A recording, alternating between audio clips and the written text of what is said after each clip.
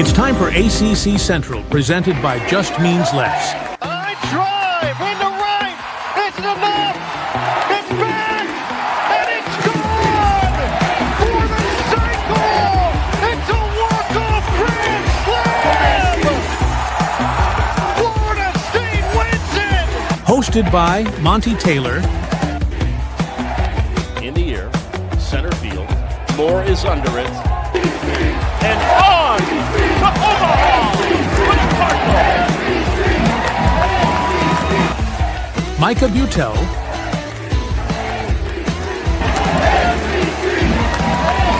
Fly ball driven into left field. Smith, does he do it? He does! A walk-off homer by Ken Smith. And Nick Dioli. Gets it down. Here comes Mac. He is safe. And Boston College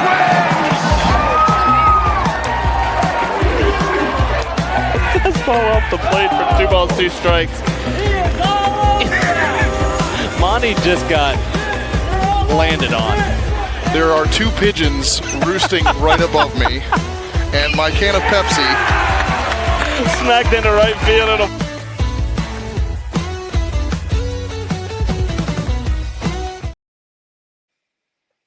Welcome back, college baseball fans, to another episode of ACC Central. Just one episode this week.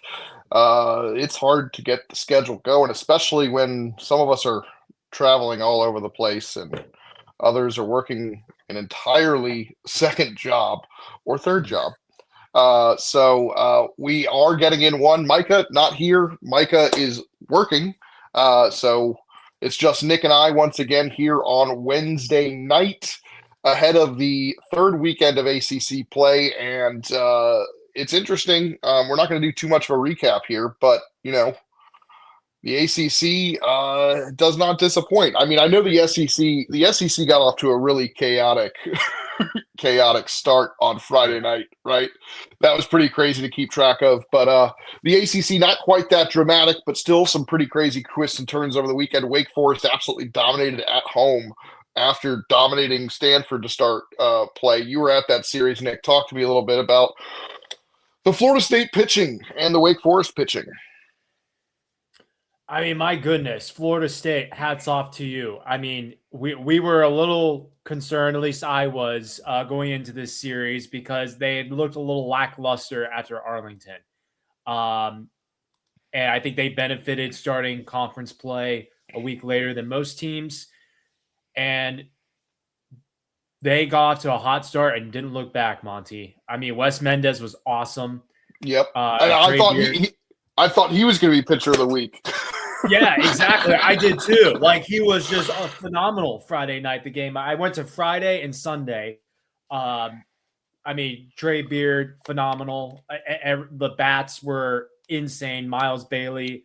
I mean, Monty, that guy is Well, I will say, when I heard the wind was blowing out hard to center field on Friday, I was curious. I was like, oh, this could be rough. Now, keep in mind that the Wake Forest bats had the same advantage, but for whatever reason, Florida State pitching was able to shut them down. But anything hit in the air was going to have a shot to get out. Miles Bailey, I was like, man, he might hit some 500-footers this weekend if he gets up into that.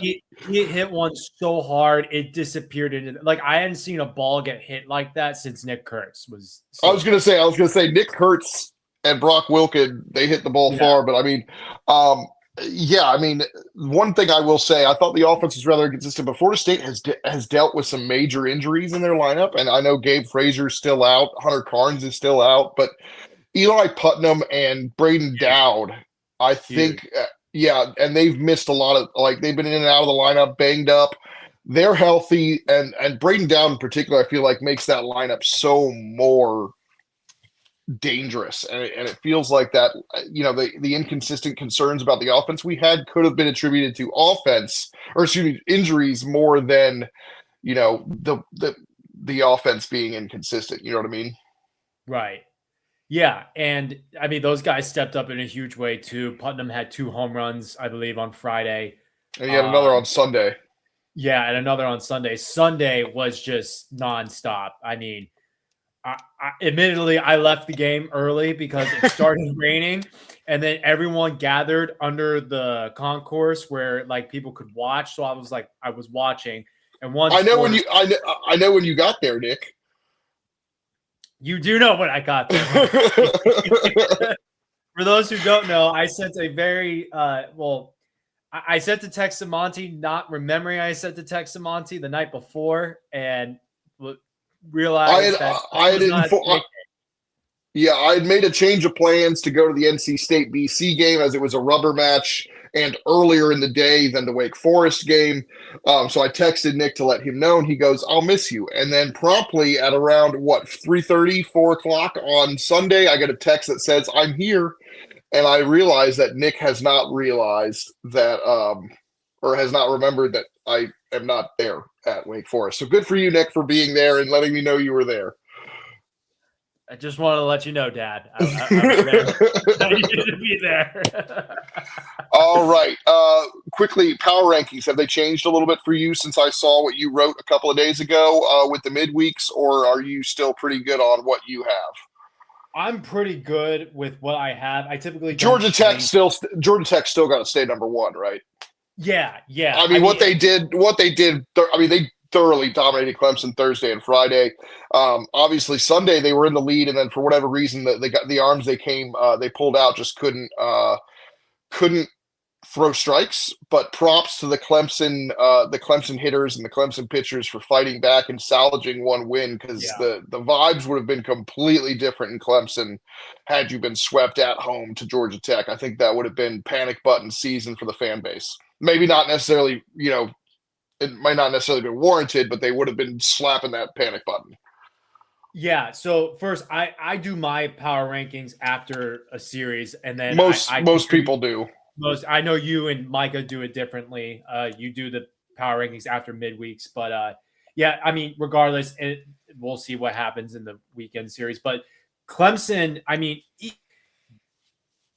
I'm not panicking if I'm Clemson. I think we all knew that this was due to happen. Like, this is what I really wanted to talk about. I'm glad we're talking about Georgia Tech Clemson before we get into the other things.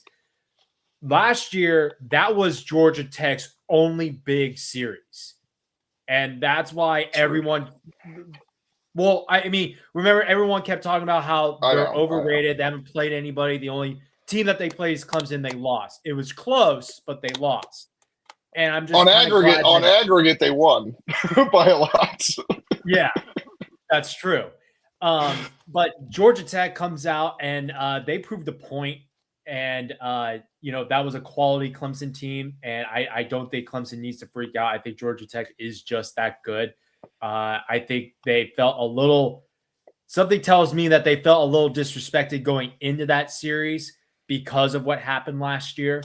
So, yeah, this Tech team, man, they are ferocious. I texted Kaylee, Monty, after game one, and I was like, no, actually, I texted her the day before.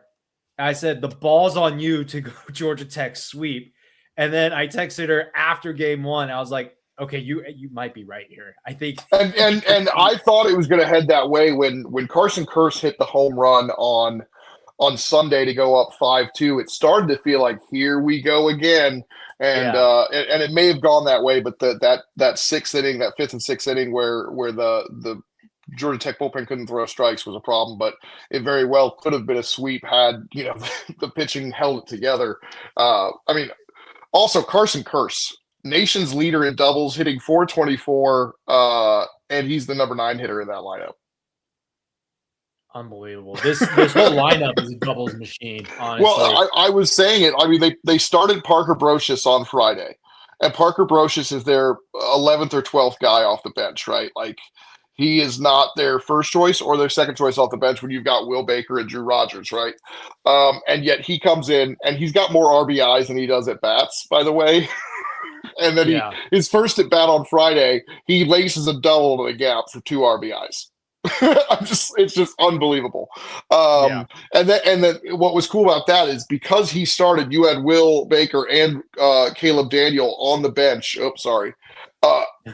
Sorry, not Will Baker, Caleb Daniel and Drew Rogers on the bench, or righty and a lefty, so you could play whatever matchup you wanted the rest of the game. And by the way, the fireworks right there were really appropriate.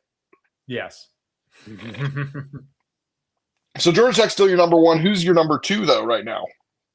2, I bumped Florida State all the way up to number 2. Wow. Yeah. Okay, so I will say Florida State's my number 3, and again, I haven't released mine yet. Midweeks have a very minimal effect. They might have a little bit earlier one in the season because you don't have as much competition to judge against. But I have Florida State 3. Virginia moves up from 3 to 2 because they won their series pretty emphatically as well.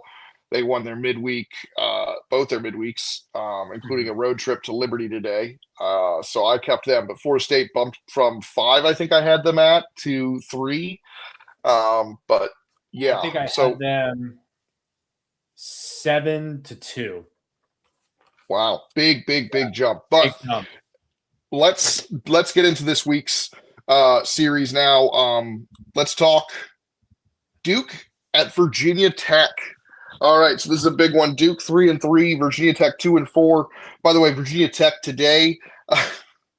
This is the third game in 4. This is the third time in 4 games that their starting pitcher has left with an apparent injury. The arms are dropping like flies at Virginia Tech, and then Duke, obviously, a big weekend win over Miami. That Sunday game was wild in terms of it was all Duke, and then it was tied, and then it was back and forth, and all of a sudden Duke just ran away. But Duke first road test at Blacksburg. I did hear they're hoping that Grimm and Renfro should be okay for this weekend. They avoided serious injury, but they're not sure yet whether those guys will be available or not. So that's obviously a big impact on our picks. But Renfro hasn't pitched particularly well this season. But who you taking, Duke or Virginia Tech? I have a feeling I know where you're going. I mean, it's hard not to take this Duke team right now. No, it's not. It's very easy not to take the Duke team, but you just love your Moose, and he doesn't want you to. And he doesn't. And by the way, he doesn't want you to add expectations to this group, and yet you keep doing it. So, are you really a friend of Moose? I did say a long time ago when he was still in Winston, I said, "Hey, Duke, my early Omaha." Yeah, and he was not happy with you, was he? Yeah. Like way too early, Omaha 8. No, I don't. No, but seriously, I think it's hard. I truly do believe it's hard not to take Duke in this series. I mean, they played very quality ball. I think we'll get to Miami in a minute, but their first two ACC series, they've looked pretty good.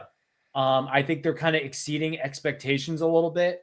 And like you said, Virginia Tech, their pitching's dropping like flies. They seem to hold everything and ready to go for Sunday, because Sunday they just squeak one out or win one out. But I just love the vibe of this Duke team right now, and I think they're gonna win their road test and win this 2-3.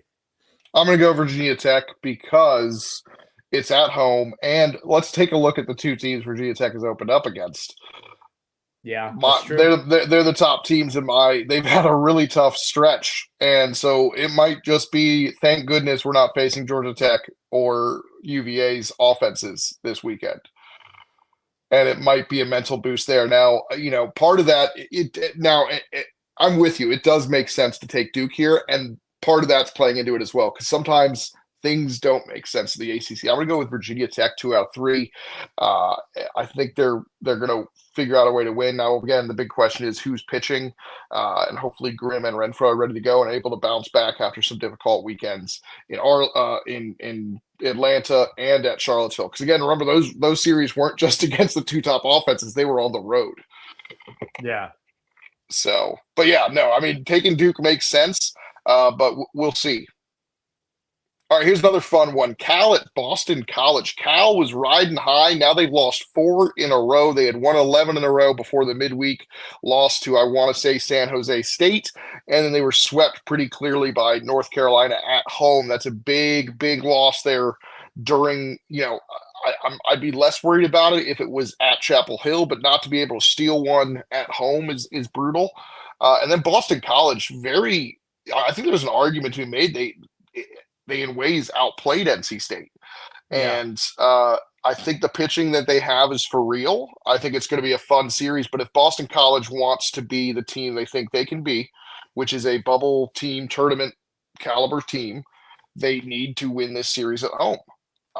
What are your thoughts here on this one? I mean, obviously the Boston College, you were paying close attention. You weren't too enamored with what NC State was doing, but how much of that was because Boston College is the type of team that will punish you if you're not playing focused? I think that's a lot of the reason. I mean, if you look at game 2 of that series, State was leading 5-4 in the 8th. And I look back and now BC's up 12-5. And sometimes they just do that to you. You know, they play scrappy ball. They made a lot of scrappy decisions during that State series too. And again, Sunday could have gone their way. They had a ton of traffic, but what happened was they were 0 for 13 with guys on base and 0 for 6 with runners in scoring position. So you have just a couple of hits one way or the other, and you've got a completely different outcome on the ball game. Right. And I think that's just, guys that are a little inexperienced. I think that State staff can lock it down when they really need to. At least the starters can. At least the starters can, which we saw all series. And then, you just got to look at game 2 and just realize that, wow, this BC team can't hang with them. I like BC in this series. They have shown a lot of grit, a lot of fight, a lot of life. I think Nick Wang is going to have a tremendous series too.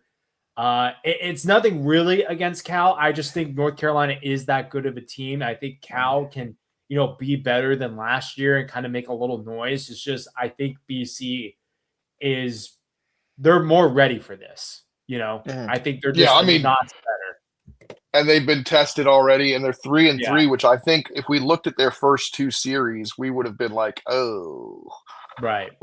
And if somebody told us they were going to go 500 against Miami or at Miami at NC State, I think we would have both taken that and been very happy with that. So I think Boston College would be happy. However, you want to get the offense going. Obviously, Colin Larson's performance this weekend against NC State is really huge if you can get him going, because right now the lineup is Soler, Manalfi, and Nick Wang. Like, you're not getting a lot of production elsewhere, and you need to figure out how to get production elsewhere. They're missing Carter Hendrickson, who T.I. told me this past weekend he thinks is their best player, and they've only had him play 2 games because of what, he got that injury in Puerto Rico. Obviously, he's traveling with the team. He's hopefully back soon, but, Kyle Wolf is better than this. Colin Larson, we expect some bigger things. Esteban Garcia is somebody that we really like. Gunnar Johnson at catcher. I mean, the list goes on. We want to see Jack Toomey be a little bit more consistent. He's had some moments, but hasn't quite gotten up there. But you want to see that offense kind of match up there, because the pitching for Boston College has been absolutely phenomenal to start the year. And, AJ Colarusso had a great start against NC State. Ryan Marone just had a better one. And then you gotta be excited about Brady Miller, who, he pitched very well in the 4 innings on Sunday, but he's hopefully getting closer and closer to being fully stretched out. But he was an effective pitcher last year, and now all his stuff is ticked up. Like, I was watching him throw 86, 87 mile per hour fastballs last year and be effective, and now he's throwing 91, 92. Yeah, that's a huge jump, and it looks a little. It always drove me nuts because he's a 6'5" lefty, so he looks like a power pitcher, and then he throws 86, 87. You're like, what? So I'm glad that now the velocity is uptick, so it doesn't confuse. Like, I would know that's what he throws and still be confused when it happens. Yeah. So, but yeah, I think they've got a really good group there. I'm really excited to see Boston College kind of make a run. I'm going to go Boston College 2 out of 3. Same, 2 out of 3. All right, let's move on. We're going to Georgia Tech on the road at Pittsburgh. 2 winning ACC conference teams. Georgia Tech 4-2. Pitt 2-1 with the big road win at Stanford. Pitt's offense, we know, is legit. Can their pitching slow down Georgia Tech?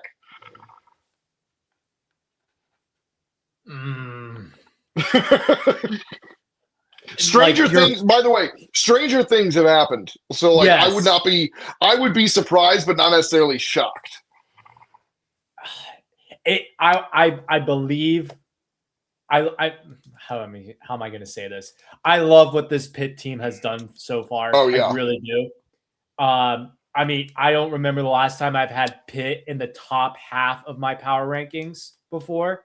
I don't think I've ever had them in my top half of ACC. I'm not sure. Rankings. I'm not sure they're in my top half, but I did the graph for my presumed power rankings. So I want to make sure I leave room for adjustments just in case. But Pitt started preseason at 16, and every week they've just moved up one. And so the graph is a perfect, beautiful thing. Beautiful. And I see those graphs that you do in your little email thing, and it's great. So I actually pulled all 8 of the bottom half teams together and showed, and because when you do all 16, it's too much. But doing the 8 bottom ones, it was really cool to see. You've got a bunch of fluctuation that just Pitt just steadily going down. I love it. Maybe they can keep it going, but it's hard when your first test is like the top of the top. You know, the overwhelming number one. I think it will be cold. It will be cold, and there will be possible precipitation. But it could also be the Ryan Zuckerman revenge series. It could be, yeah. He's used to that ballpark. He hit a lot of home runs in that ballpark. He did. I'm going to take Georgia Tech 2 of 3, but every game is going to be a nail biter because Pitt is gritty. I'm sure the weather is going to be to their benefit or be beneficial towards them. They've done a heck of a job so far. And this is a real true road test, I think, for Georgia Tech. You're going up north. It's going to be cold. This Pitt team has a little fire under them. It's a home field advantage for sure. This is going to be a tough test for both teams, honestly, equally. But I'm going to take Georgia Tech just based on pure talent. I think Zuck gets something done up there. Yeah, I'm with you. I think Pitt is going to be good enough to get a win here, and I think that's a successful weekend against a top 5 team. Too. Even though it's at home, normally at home you'd always be hoping to win a series, but I think just getting one would be for them to start ACC play 3-3 with one of those series being against Georgia Tech would be fantastic for them. So I'm going to go 2 out of 3 as well. I wouldn't be surprised if Georgia Tech sweeps. Just because they're really, really good.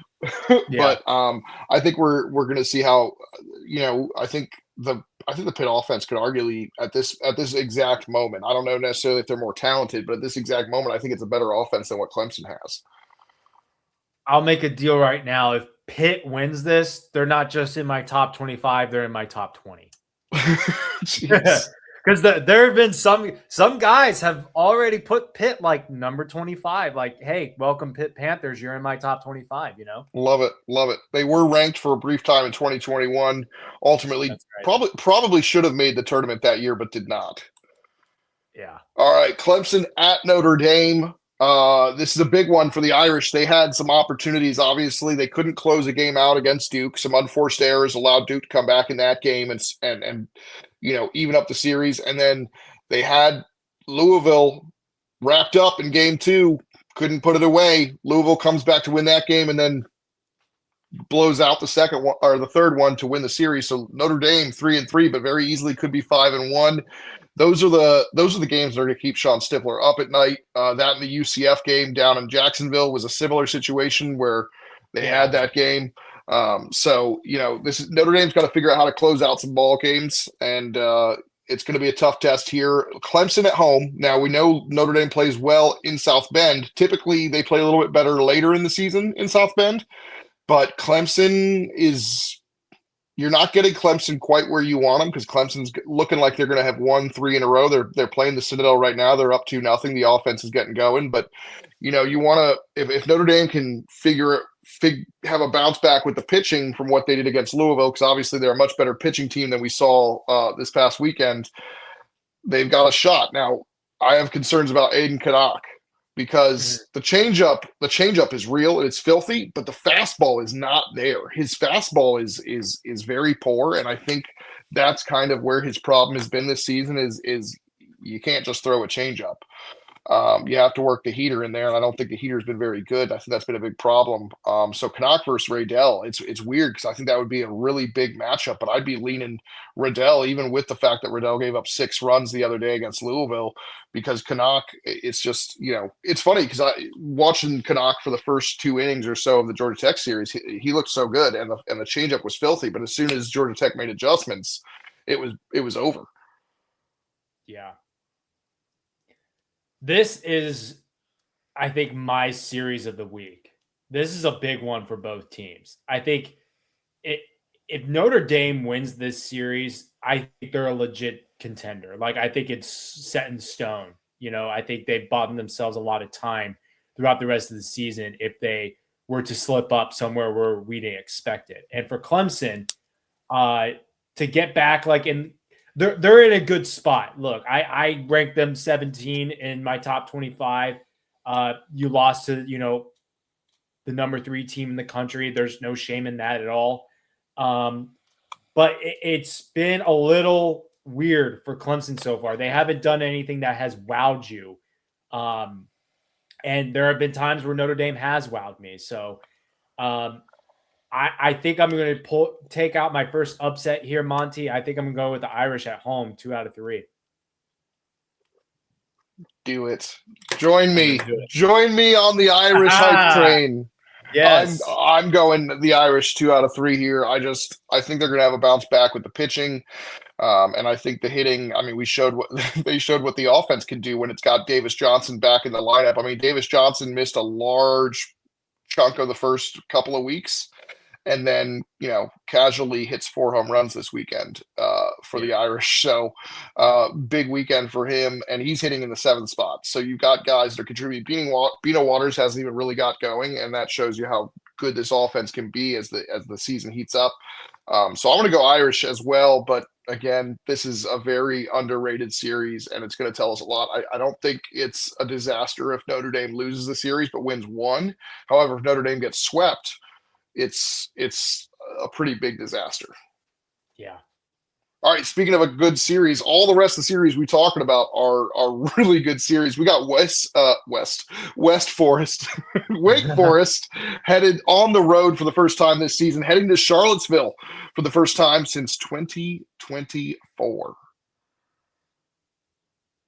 Actually, it's kind of surprising because Virginia has not gone to the couch in between. So normally they rotate, and doesn't happen this time. But Wake Forest, they've been yeah, because yep, and they've definitely been to Charlottesville. They were in 2021, 2024, 2020, and now 2026. So Virginia is rolling. They are 4-2. Obviously, the really impressive almost sweep at North Carolina. 2 out of 3 against Virginia Tech. You would have liked to have seen them sweep, but they dominated the first 2. Wake Forest, a tale of 2 series.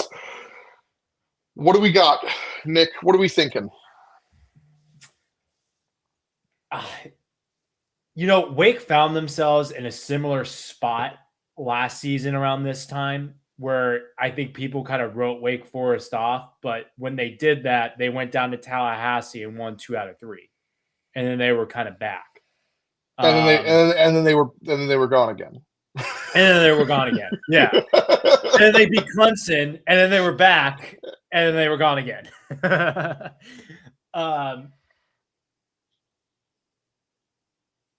The homer in you wants to do it. It's too close. Yeah, do it. It would be hard to see Wake lose this series right now. Like, I think you're just having trouble imagining a 3-4 record or 4-5 record to start ACC play. Yeah, or even a sweep, which I think is on the table, could happen. And then you're looking at 3-6, and out of everyone's top 25, and you really have a large mountain to climb. I will take Wake 2 of 3 in a close series. The pitching has been just Chris Lavonis. And you've seen glimpses of Blake Morningstar.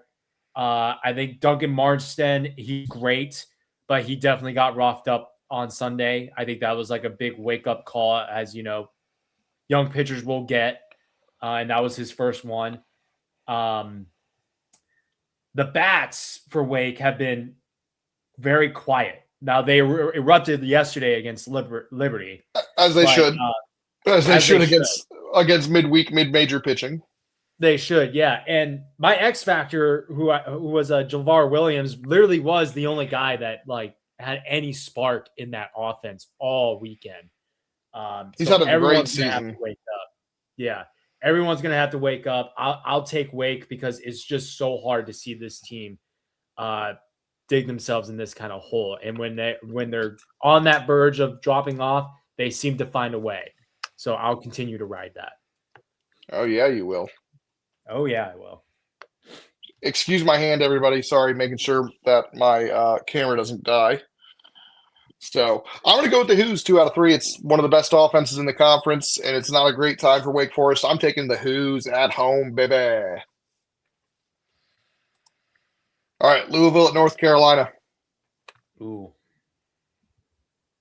Does North Carolina have? I mean, I'm taking North Carolina. I think Louisville's back, but the pitching is still concern.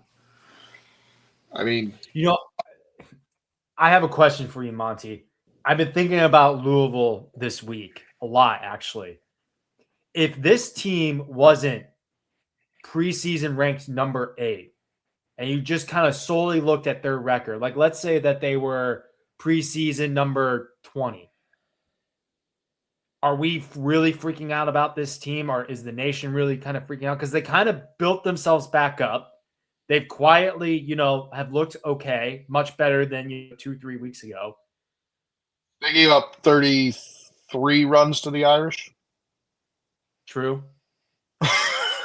So, but we feel good about Notre Dame. I mean, you and I just but one of the reasons we feel good about Notre Dame is partially because of the pitching staff. I mean, the offense is good, but I don't think it's 33 runs in an ACC weekend good. Yeah. I don't know, just a thought. I just keep thinking, like, I think we all agreed that 8 was really high for this team, and we think that they got a little bit of luck. And how about that tweet with the outfield I said the other day? You, I, and Mike all agreed that they had the best outfield, and we were talking about Lucas Moore, Zion Rose, and Ben Slanker. We were talking about those 3. I don't think anybody mentioned Griffin Crane when we were talking about the Louisville outfield, and he's arguably been as good, if not better, than any of the outfielders on that team. Right. Yeah. So kind of funny. I just thought of that the other day. Yeah, the other day, like. Because that was a great tweet. It made me happy. I didn't want. I was like, we were all wrong, but we were also right. But it's gonna be interesting to see. But yeah, Griffin Crane sat out most of his freshman year last year. Not a ton of playing time, if any, if I recall, for Louisville. So it's a good development story there. But yeah, North Carolina, the pitching should be able to try and Macon Winslow's going to have his work cut out for him, trying to handle that running game. But I think the North Carolina offense is back. I think the pitching is back, and they're at home. Give me North Carolina 2 out of 3. I don't want to call for a sweep, but I would not be shocked if North Carolina sweeps this series. Yeah, I will go Carolina 2 of 3. Yeah. All right, moving along. NC State at Florida State. This is the big one. The Wolfpack, not super impressive against Boston College. Again, though, we think Boston College might be a decent team. Florida State, as about as impressive as you can be. So, Florida State, first home series in the conference. NC State, first road series. Both teams, second series overall in the conference. How are we feeling, NC State, Nick? I feel okay. I mean, they're definitely not. I don't think they're D1 top 10. Yeah, I think they just benefited from other teams in front of them messing up, and they just slowly just climb up by just not being terrible. Yeah. I mean, that's the track of my top 25. They're not in my top 10, but they are 12, and it's just because they've slowly just haven't done anything atrocious, even though. Actually, they have, but it really hasn't. They have, but like so have other teams, which is crazy, Man, I saw this Florida State team just wreck Wake, and if they're getting healthier on offense, yeah, I think this is going to come down to whose bats are going to be more on fire, because I think both teams have phenomenal pitching. I think their rotations are very similar. I think I lean State's bullpen a little bit more. I do not, because Nance has not been good. Yeah, that game 2 really does stick out, man. I'm going to go FSU 2 of 3.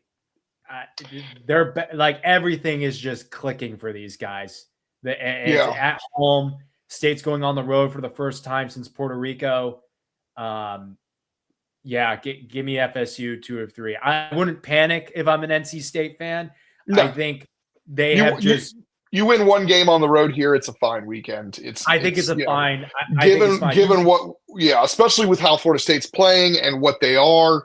One win isn't, again, assuming you're competitive in the other two, but even so, I mean, I think winning the midweek this week by a lot was huge after what we saw against Elon last week.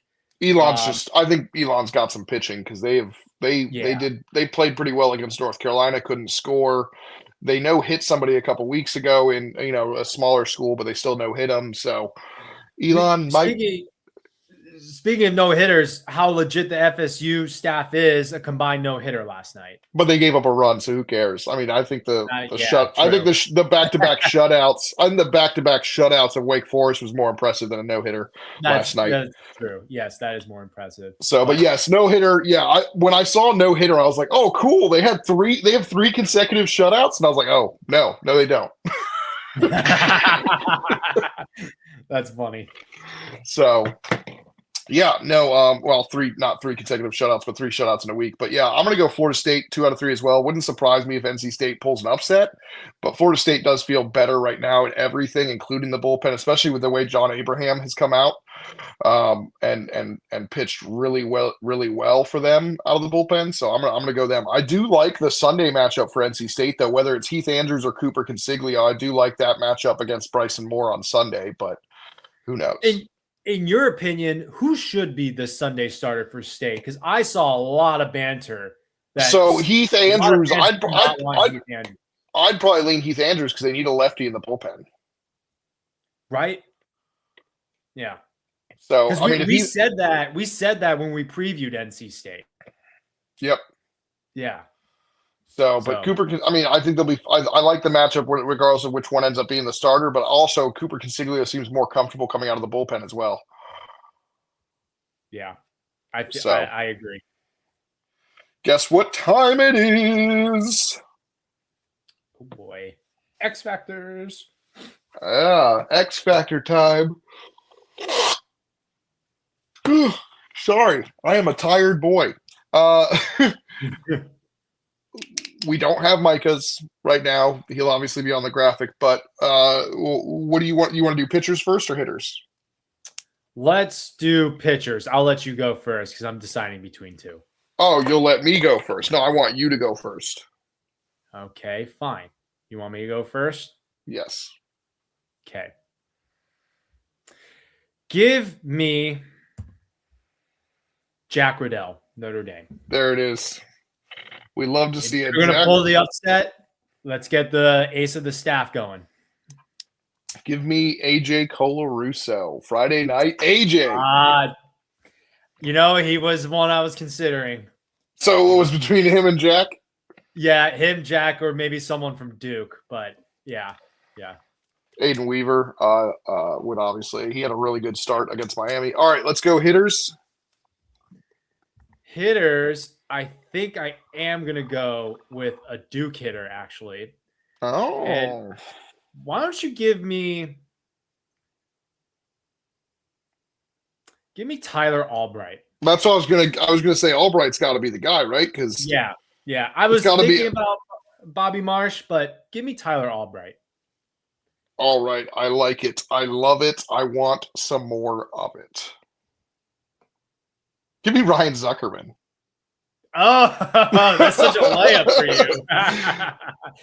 Love that one. That's a good one. I was thinking of going with a more like a tighter series, but give me the Zuckerman revenge game. Yeah, I love that. That's a good pick. That is a good. Yeah, pick. I would normally not touch that series with the X Factor when there's so many other good series, but that's just too tempting a storyline, I think. Yeah, I agree.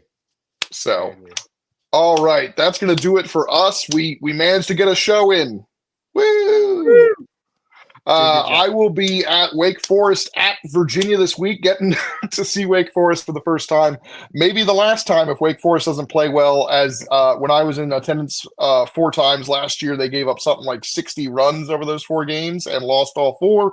So their SID typically does not want me around because they think I'm a curse. So if they do poorly and I'm in attendance, it's going to be blamed on me. Luckily, it's at Virginia, so he cannot kick me out. but I may not be welcome at the couch. So we'll see. We'll see how that goes. Nick, I imagine you're not going anywhere because Wake Forest is in Charlottesville. Yeah, and I try to go to Raleigh, and State's in Tallahassee.